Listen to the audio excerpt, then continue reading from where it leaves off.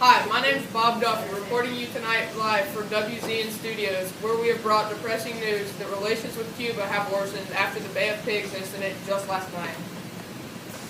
Hi, this is Bob Duffy, reporting to you live from WGN Studios, where we take you back 2 years ago, when our embargo was placed on Cuba on October 19th, 1960.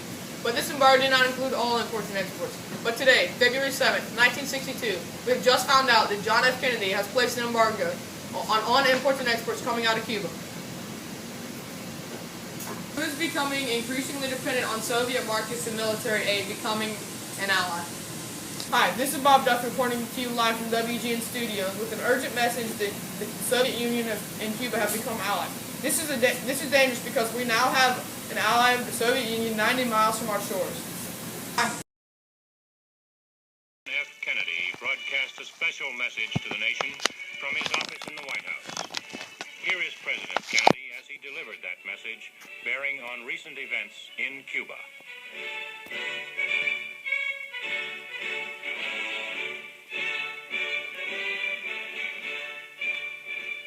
Good evening, my fellow citizens.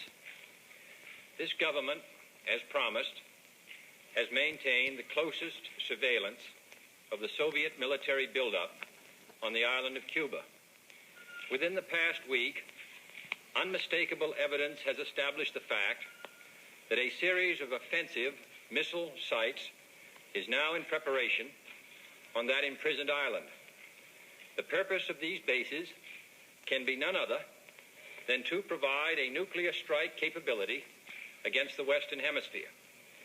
Upon receiving the first preliminary hard information of this nature, last Tuesday morning at 9 a.m., I directed that our surveillance be stepped up.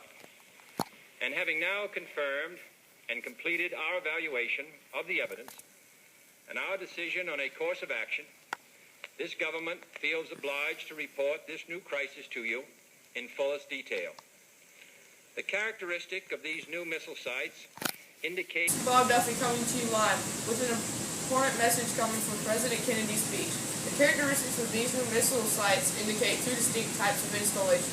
Several of them include medium-range ballistic missiles capable of carrying a nuclear warhead for a distance of more than 1,000 nautical miles. Each of these missiles, in short, is capable of striking Washington, D.C., the Panama Canal, Cape Canaveral, Mexico City, or any other city in the southeastern part of the United States, in Central America, or in the Caribbean area. Also, additional sites not yet completed appear to be designed for intermediate-range ballistic missiles capable of traveling more than twice as far and thus capable of striking most of the major cities in the Western Hemisphere, ranging as far north as Hudson Bay, Canada, and New York City, New York. That's us. Scott Brooks here, reporting live from Key Largo. And the citizens here, how do you feel about missiles being in Cuba so close to us? I don't feel real good about it. It's scary, you know, just being around here with all the missiles. And I mean, I don't know what's going to happen in the future, but I know my grandma got my back, and I'm just ready. I'm ready for whatever comes. And I love you. And what's your name, sir? Phil Matotes. That's my name. All right.